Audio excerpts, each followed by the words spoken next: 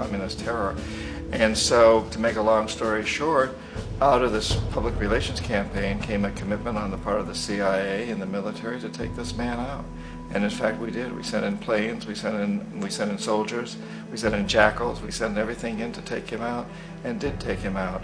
And as soon as he was removed from office, the new guy that took over after him basically reinstated everything to the big international corporations, including United Fruit.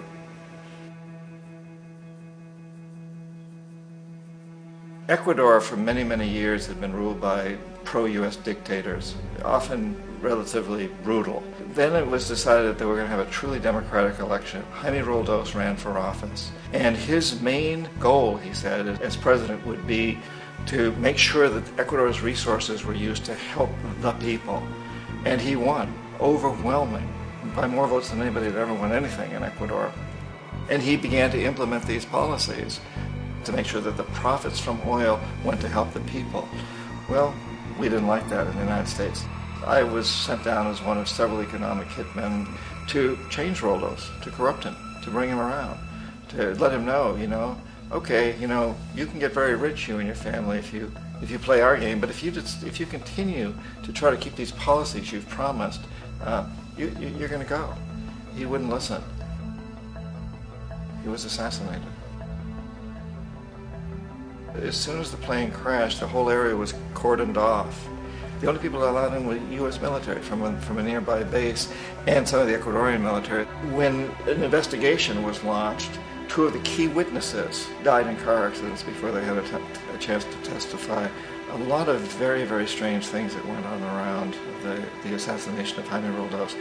I, like most people who've really looked at this case, have absolutely no doubt that it was an assassination. And of course, in my position as an economic hitman, I was always expecting something to happen to Jaime, whether it be a coup or assassination, I wasn't sure, but that he would be taken down because he was not being corrupted. He would not allow himself to be corrupted the way we wanted to corrupt him.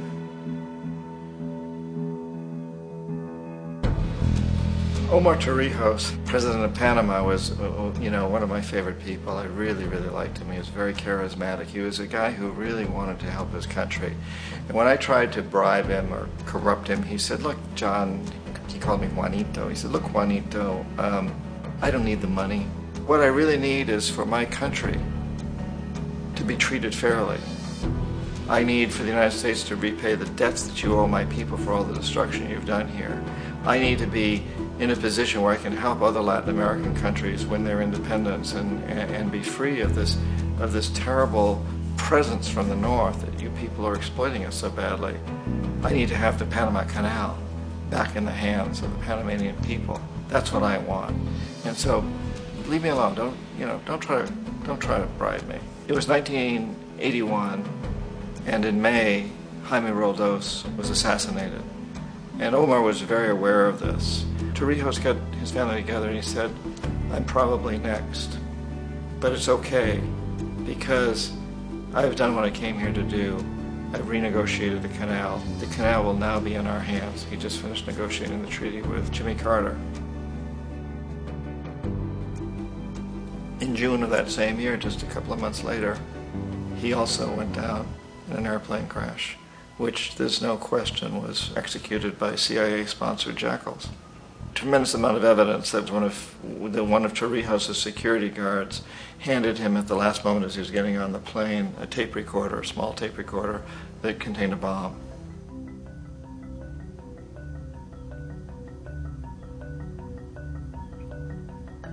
It is interesting to me how this system has continued pretty much the same way for years and years and years, except the economic hitmen have got better and better and better. Then we come up with, very recently, what happened in Venezuela. In 1998, Hugo Chavez gets elected president, following a long line of presidents who had been very corrupt and basically destroyed the economy of the country.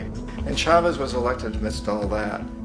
Chavez stood up to the United States, and he's done it primarily demanding that Venezuelan oil be used to help the Venezuelan people.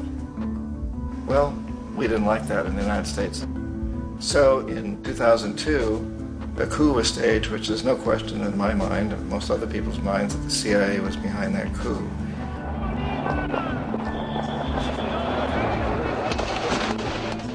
way that that coup was fomented was very reflective of what Kermit Roosevelt had done in Iran, of paying people to go out into the streets to riot, to protest, to say this Chavez is very unpopular. You know, if you can get a few thousand people to do that, television can make it look like it's the whole country, and things start to mushroom. Except in the case of Chavez, he was smart enough, and the people were so strongly behind him that they overcame it, which was a phenomenal moment in the history of Latin America.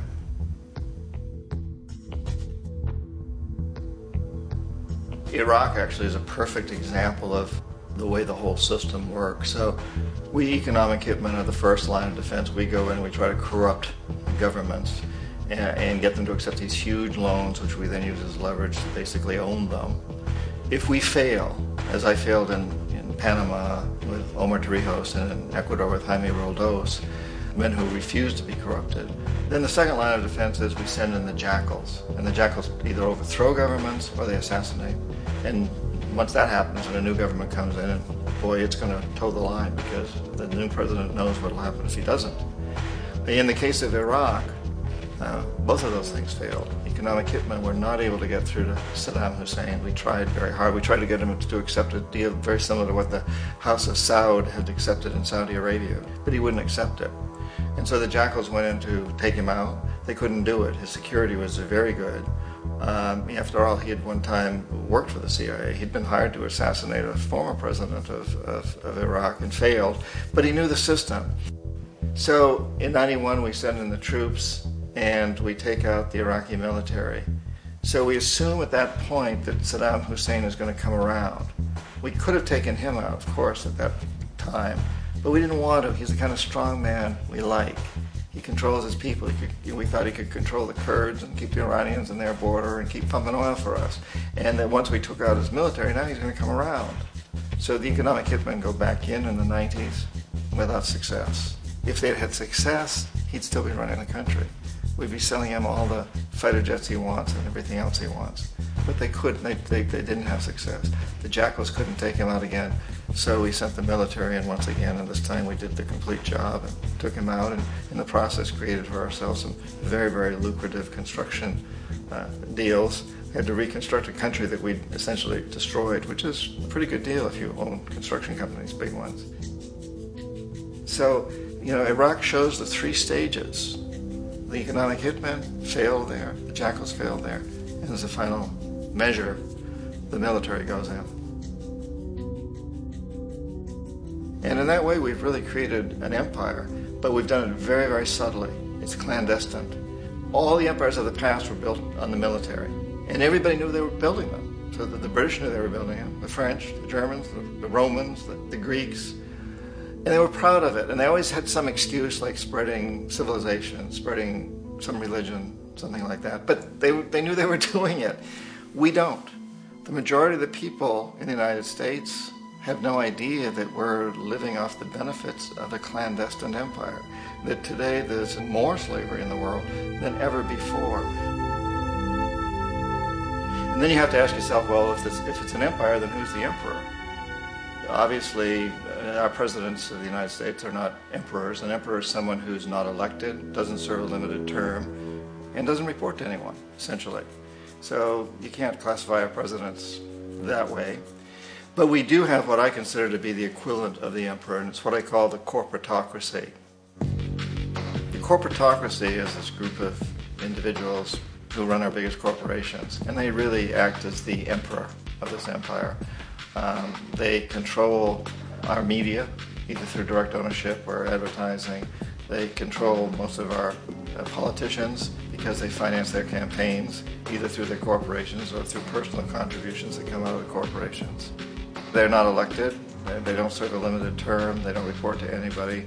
And at the very top of the corporatocracy, you really can't tell whether a person's working for a private corporation or the government because they're always moving back and forth. So, you've got a guy who one moment is the president of a big construction company like Halliburton, and the next moment he's vice president of the United States, or the president who was in the oil business. And this is true whether you've got Democrats or Republicans in the office. You have to moving back and forth through the revolving door. And in a way, Our government is invisible a lot of the time, and its policies are carried out by our corporations on one level or another.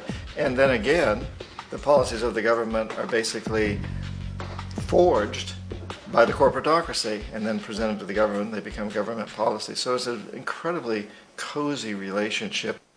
This isn't a conspiracy theory type of thing. These people don't have to get together and plot to do things. They all basically work under one primary assumption, and that is that they must maximize profits regardless of the social and environmental costs.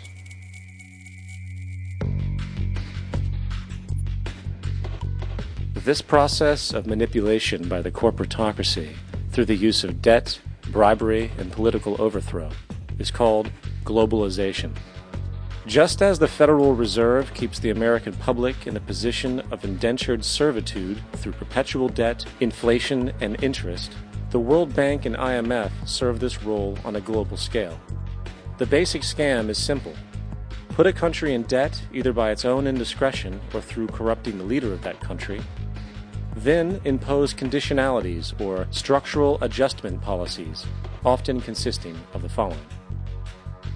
Currency devaluation. When the value of a currency drops, so does everything valued in it. This makes indigenous resources available to predator countries at a fraction of their worth. Large funding cuts for social programs. These usually include education and healthcare, compromising the well-being and integrity of the society, leaving the public vulnerable to exploitation.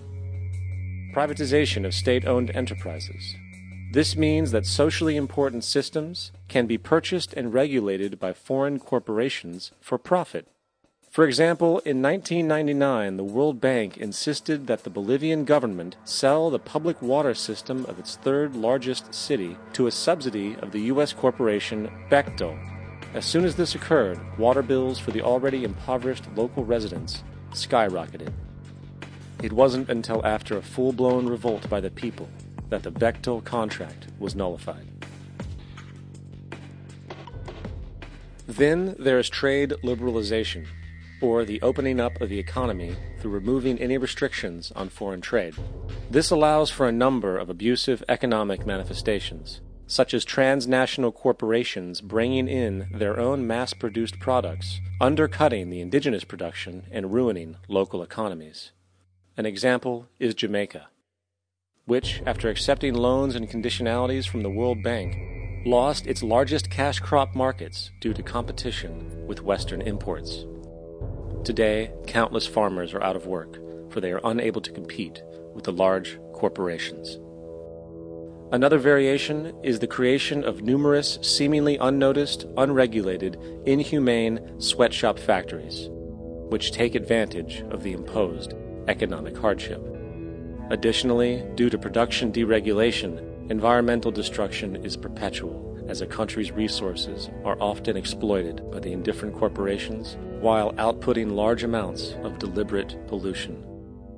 The largest environmental lawsuit in the history of the world today is being brought on behalf of 30,000 Ecuadorian Amazonian people against Texaco, which is now owned by Chevron. So today it's against Chevron, but for activities conducted by Texaco. Estimated to be more than 18 times what the Exxon Valdez dumped into the coast of Alaska. In the case of Ecuador, it wasn't an accident.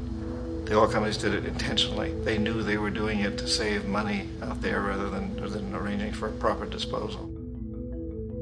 Furthermore, a cursory glance at the performance record of the World Bank reveals that the institution, which publicly claims to help poor countries develop and alleviate poverty, has done nothing but increase poverty and the wealth gap, while corporate profits soar.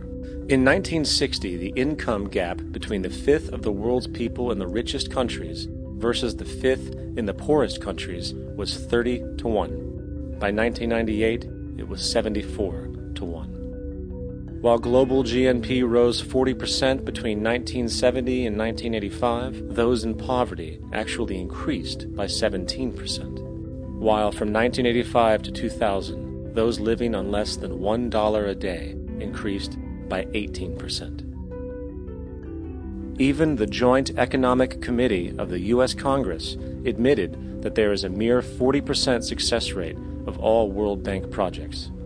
In the late 1960s,